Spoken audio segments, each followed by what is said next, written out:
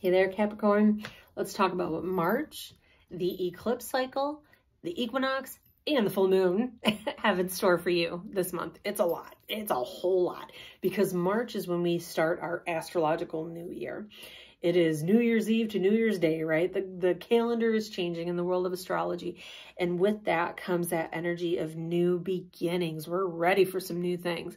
And not only does the equinox bring that, eclipses ask for new beginnings as well. Full moons ask for what we need to release to bring in the new beginnings. So we have all these things happening.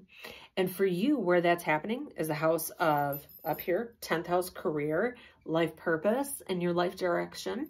And down here, the house of home and family.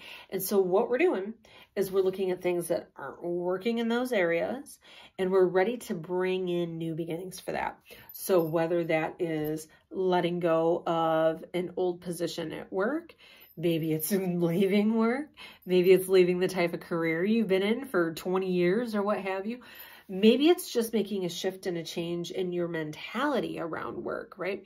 That is happening up here in that 10th house. The universe is trying to bring you new beginnings in ways that it hasn't for 10 years, because that's the way these eclipse cycles work, is in 10-year intervals. And so if you've been feeling that push, these eclipses started last year. Now, keep in mind, as a Capricorn, you rule the 10th house in astrology. So you identify with the 10th house where these eclipses are happening. That is your career. You identify with what it is that you do. You identify with what you have come into this world, and you knew that you were here to do something important right out of the gate, right? And so this eclipse comes up, and it's like, let's take out the things that are holding you back from moving into your purpose and help you to get that confidence and courage to move forward in it. And that's what this full moon energy does. That full moon that happens, right? When we have that sun in Aries, ruled by Mars, the warrior. This is the energy that's kind of your opposing force, right? You're the one that has to have a plan, and you want to have it methodically, figured out before you make your moves.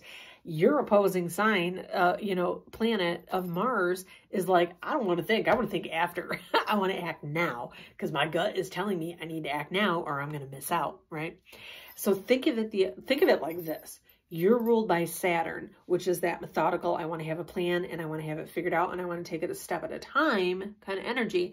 That's a foot on the brake, saying let's just kind of slow things down. Mars and Aries, on the other hand, is a foot on the gas, right? So we have this dichotomy here of where it's like, I want to go, but I can't. There is something that's saying in this energy of this year, not just now, but for the energy of the year, if you want to move forward in your life purpose, we got to stop the brake a little bit. We got to ease up on the brake a little bit and put our foot on the gas a little bit. And when that means putting our foot on the gas, it means trusting our instincts when it tells us to jump. When you feel that fire rising up, know it's for a reason. It's your higher self telling you it's okay. And you know what? Even if it isn't, even if you jump and it's not right, I tell you what, we have that ability to course correct. I think that's where a lot of times we as humans make mistakes, right? Is that we think that every decision is definite and it's forever, and it can never be changed. These things we can course correct along the way. So when it comes to career, there has been some stuff a-brewing anyway in the past year saying that it's time for some change. Now it's a matter of trusting what your higher self and your instincts are telling you.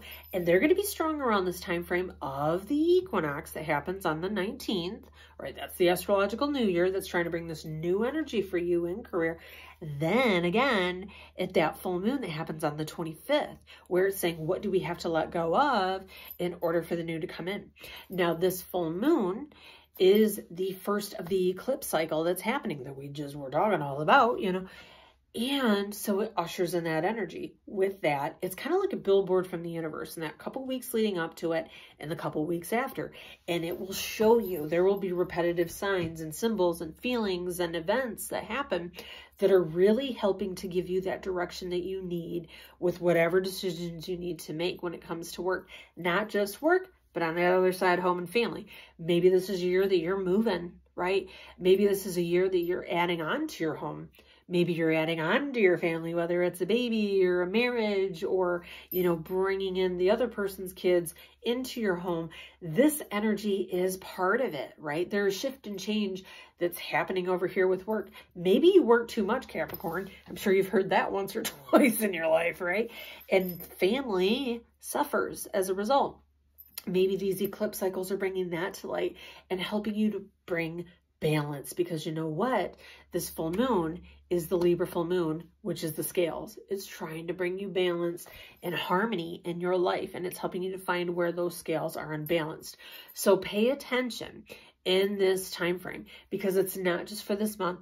It carries for the remainder of the year that's trying to bring that shift, change, and balance for you, right? Trust your gut, trust your instincts. Know that you have the guidance that you need and the people and the support around you that you need. There are people around you. The universe is trying to connect you with a community that is going to be supportive, whether that's a work community, an online community, whatever it is. This is the year where that is the focus of finding the people that can support you, right? To help you to shine your brightest. Know that you're going to have that, but also the spiritual support you need as well too in making these decisions. Trust in it, trust in yourself, and you're going to see some wonderful new beginnings, right? Thank you so much for watching. We'll see you next time.